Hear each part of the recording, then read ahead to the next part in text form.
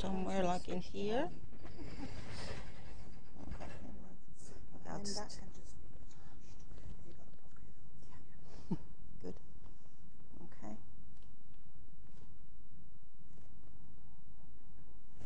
Okay, I'll introduce Kristiina Karjalalainen. She's going to talk to us about, I won't text the Latin, but it is. Translations matter. Okay, thank you. Okay, before I start, let me just ask you, how many of you are native English speakers? Most. Okay. Another question. Do you only use Moodle in English, or do you use different languages in Moodle? Sorry? Just, somebody can just say. So, only in English. Is there anyone who uses other than English?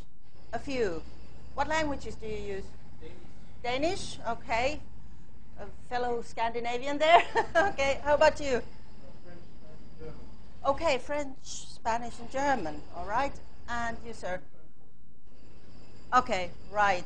Okay, so you're a little bit familiar with the language things as well. I'm here to talk a little bit about our applications in Moodle at Helsinki University. I'll try to speak up. And I'll start with just a few points about a questionnaire that we made to our teachers and students because we didn't get all the information about the language use from the statistics. So that's why we made a questionnaire. And then we'll talk a little bit about the language, how it guides us, or does it guide us, actually. And I'll give you a student viewpoint, and then I'll just sum up my short presentation. Okay. And if you can't hear me, just tell me. And if you can't understand me, please tell me as well. So I'll try to speak a little bit clearer. Okay, so we have a trilingual university. Oops, this one here, like here. Okay, so I'm using both because I have my notes there. So Helsinki University is a trilingual university. So we use Finnish, Swedish, and also English as the language, the main languages there. So we have to have a trilingual Moodle as well. We have a historical background for using Finnish and Swedish because those are our official languages in the whole country. But then we have so many international students nowadays, so we have to have an English version as well. So we took the English Moodle, the code and everything, and then in our university and also some universities around Finland participated in the translations. So we had to translate the whole code, the whole package. And we had to follow the original, of course, because we used the same tools and everything. But as you probably know, translations are always interpretations. So we had to do something other than that. And also, because Finnish, and a little bit of Swedish as well, but Finnish mainly, is a little bit different language from, for instance, Indo-European languages like English. We have Finno-Ugric language group, and we use case endings and such. So we couldn't only translate words, we had to translate the syntax as well.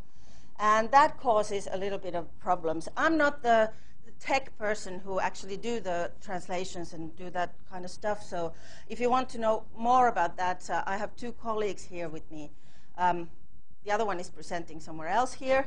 And then there's this Heiko Shah, who's doing actually the technical side. So if you want to discuss the translations, then ask them, please. Okay.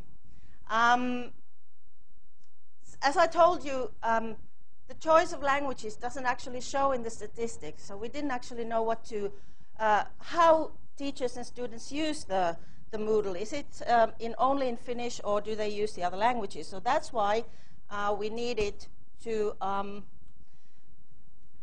actually give the questionnaire to them and hope to get the answers from them. So how actually the language choices guide their planning and implementing the courses in Moodle. Our Educational Center for ICT did this questionnaire. We wanted a user-centered viewpoint on the language use, so that's why we asked the teachers and the students. And we got 227 responses. Our university is the biggest in Finland. We have about like 800,000 teachers and about 40,000 students. So it's not a big response, actually. It's only 227 responses, but we got some kind of an idea anyway of it. And not all our teachers use Moodle, so it's a minority who use all these applications and so on. So what did we find? First of all, we asked about their mother tongue. I don't know if you can actually see it, but I'll talk you through it.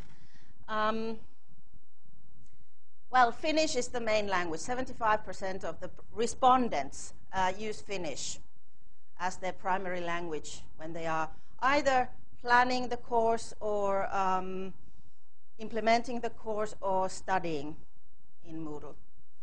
Then 14% use Swedish as their primary language, and only 3% use English, which was quite surprising for us, actually, because we thought that there would be more English users. Maybe the English-speaking people didn't actually respond to our questionnaire, so that's the discrepancy there, or I don't know what it was. And 8% actually told that they use other than Finnish, Swedish, or English. Now, that means that they actually put other languages in, but they are using either those three main languages there anyway. There are like bilingual Swedish speakers, German, Spanish, Dutch, Bengali, one Polish, Afrikaans, Portuguese, Chinese, and Italians that they would like to have the Moodle in their language totally, but I don't think this is feasible for us. Okay, so anyway, different mother tongues, different native languages, but Finnish is the biggest. Does anyone know Finnish, by the way? No? Okay. All right. Right. Well, you have friends at least, so you know a little bit about Finnish and Finland. Okay, let's move on. We also asked about the primary languages, what languages they don't need at all when using Moodle, and we asked teachers what the course design language was for them. And as you can again see, the red is Finnish. So majority use Finnish anyway. The language they tell us that they don't need that much or at all was Swedish. That's the blue there. So that was surprising as well, because we do have Swedish-speaking teachers, students. We have even part of it's a department or an institution that's totally Swedish-speaking. But maybe they didn't answer the questionnaire again. Okay, and the course design language mainly is Finnish as well, and some English, and some use like 2 languages as well, but not that many, as you can see, very small percentages here. Okay, is there anything else that I would like to say about this? No, let's move on to the next one. We assumed that the translated names of activities, for instance, could somehow perhaps obstruct the pedagogical and technical thought, but we weren't sure. So we wanted to analyze the responses that we got, and it was quite interesting because it actually was against our thoughts, our primary thoughts, that they actually obstruct pedagogical or technical thought or thinking how they can actually use those different tools for their teaching. But that would be something that we could discuss later on as well. Do you think that? So let's come back to that.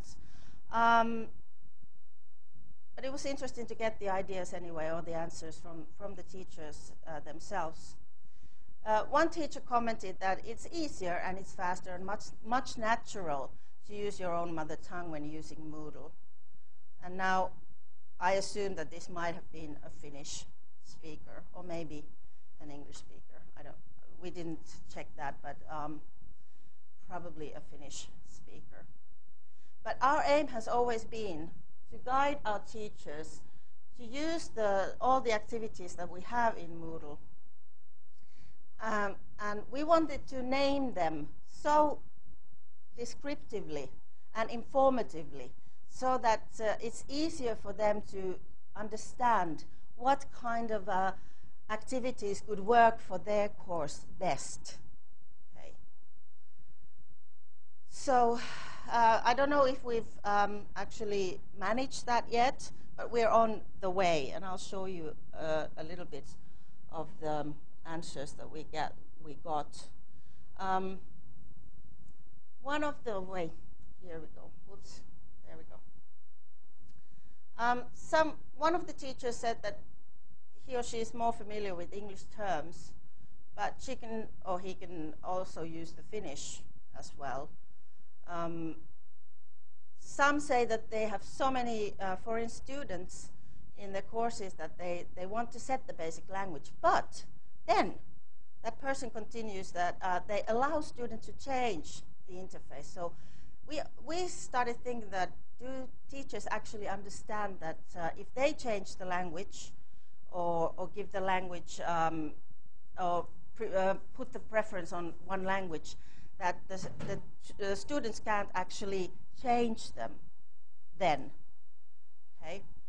But they obviously thought that they could. Or did they not actually set the language at all? They're just using the language they want to use when they are planning it and implementing it, but then they give the students the possibility of change the language for themselves. Of course, the materials and everything has to be in that language what's put in the Moodles. Okay. So it was a little bit of a mystery, this answer, that we weren't quite sure what the teacher meant in this. Okay, and then of course there were teachers who didn't actually use any other languages, so they didn't experience any differences in using the different languages. But they thought that was an interesting question for them. I have a student viewpoint as well, which I think gives a nicer viewpoint onto the learning community as well. So this student who's a native Swedish speaker wanted to use Finnish all the way in all of her courses in Moodle because she wanted to be able to speak with his or her fellow students in the same language. But of course, then he or she had to actually use a language that's not so familiar to her anyway. So, but she wanted to be part of the community anyway. And I don't know if teachers actually think about this side at all either. So we have to actually give them a little bit of a pedagogical advice on this as well, I think. I work as a learning technologist in the Faculty of Social Sciences, and I work closely with the teachers. So that's why I have to start thinking about these things and how to actually give the ideas to the teachers who are not that savvy in using all kinds of technical stuff. Some of them are, but mostly, they know a few things, and then they stick with that same tool, for instance, in Moodle, because that worked for them first, and then they don't have an idea that they could actually use something else as well. Okay. Do you understand what I'm saying? I hope so. Okay. I think the last thing that this student actually told us was that it's really it's easier to use one language the whole time because your brain doesn't have to concentrate on two things at the same time. So that thinking about what you're doing and what you're learning, so to say. Okay. So that was interesting. Okay, good. I'm coming to the end of my presentation. So to sum up my rather probably a little bit hazy presentation, I'd like to say that regardless of language, teachers don't actually use the various Moodle activities, here, in a pedagogically creative way. And that might be because of the lack of pedagogical knowledge, for once. In Finland, the university teachers are not obliged to have any pedagogical training when they come to teach at the university. It's enough that they know their subject. Nowadays, more and more teachers do take pedagogical university pedagogics courses voluntarily, but it's not obligatory, compulsory. Okay, so so they might not have the pedagogical knowledge. They might not have the Moodle knowledge, as I said already, because they've learned Moodle quickly, and then they stick with the same tools all the time. And they might not have the technical knowledge either. So I separate Moodle knowledge and technical knowledge here, because I'm not the techie person, so or the propeller hat person. So that's why I think Moodle knowledge is different from the technical knowledge. Okay, so we started thinking, how can we help the teachers? Well, we give them one-to-one guidance still, especially at the Faculty of Social Sciences, but we also do teacher training. Our Educational Center for ICT provides a lot of teacher training for our teachers. And then we also, the Pedagogical Center for ICT, has built a teacher's manual or guide how to use Moodle in more pedagogical way. So that was the summing up of my presentation, and my colleague actually just came in to the room as well, Anni Rytkönen, who was supposed to be presenting this with me, but she had another presentation in the other room, but she finished already. Okay, so I thank you very much for your interest, and if you have any questions, I'll be happy to answer, and Anni as well. Okay.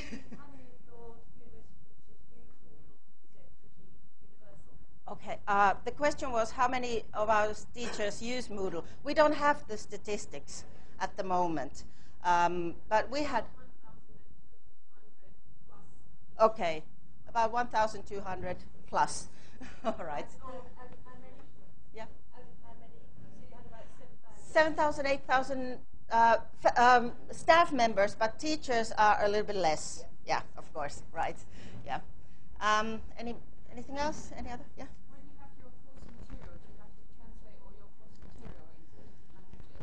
Because otherwise, if you just put instructions in that language, it's not enough. No, we don't actually translate any of the materials that the teachers put, because they use the language they want to use. Like they use the target language.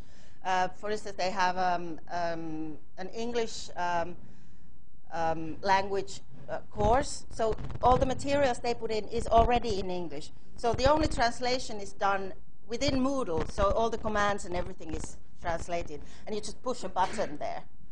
Okay, that's a good question. Anything else? Any other questions? Okay, well, thank you very much. Thank you very much. Thank you for your interest.